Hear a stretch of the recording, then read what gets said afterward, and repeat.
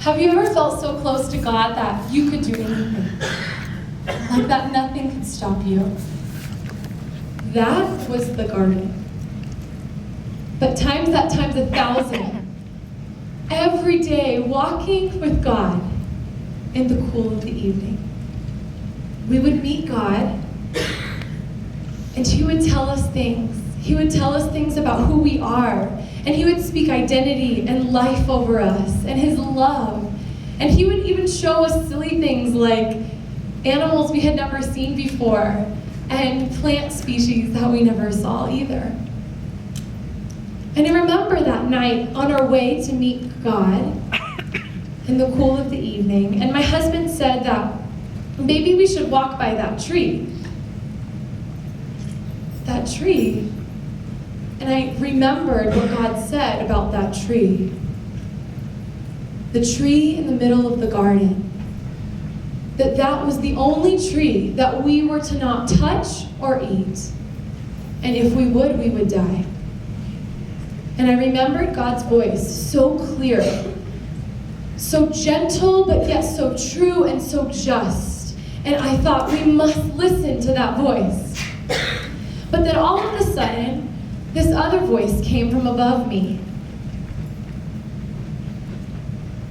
Did God really say, you're not supposed to eat of any tree in the garden?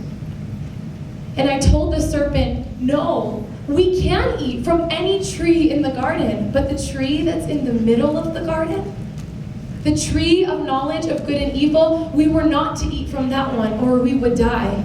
You will certainly not die, the serpent told me, for God knows that when you eat of it, you will be like Him, knowing good from evil.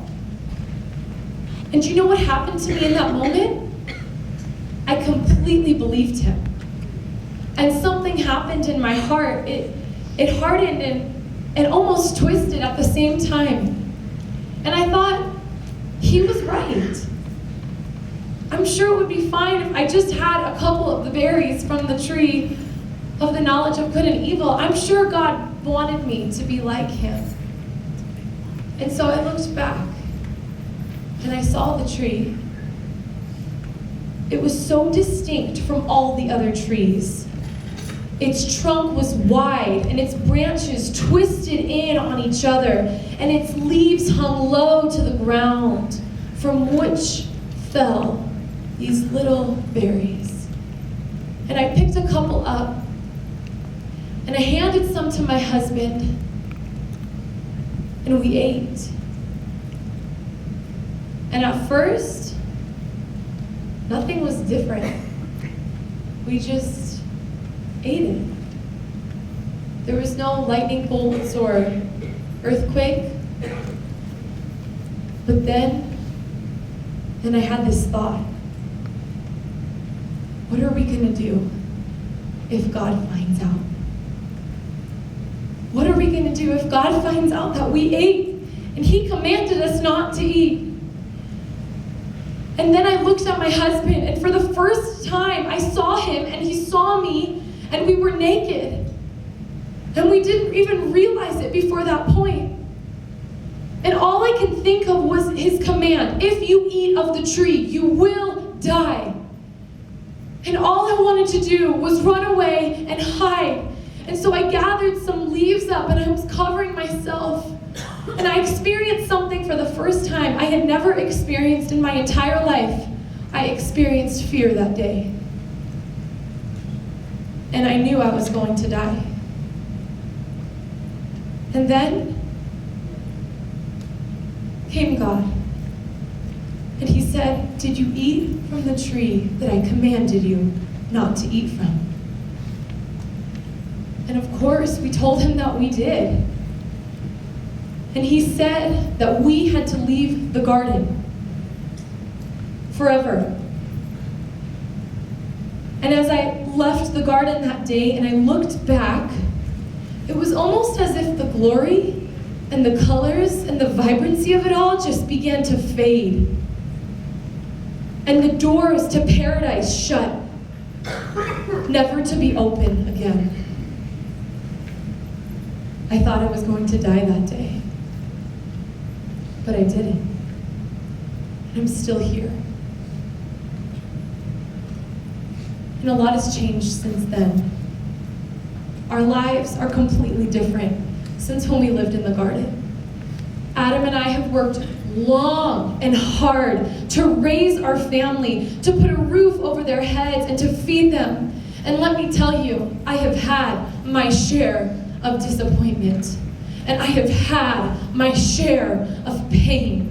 And I have had my share of heartache.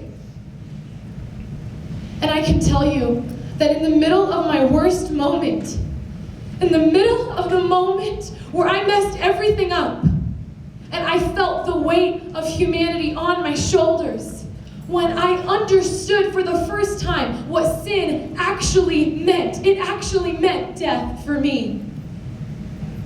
In the middle of my failure, God came to me. And although one door closed, another door opened. A door to His grace. And a door to His mercy. And I'm here to tell you that I didn't die that day. That God did spare my husband and I. And we're still here. And it's only by His grace, and it's only by His mercy. Because you see, I should have died that day. I should have died that day. But I didn't. Because God still made a way for us. He still made a way for us to Himself, to His grace and to His mercy.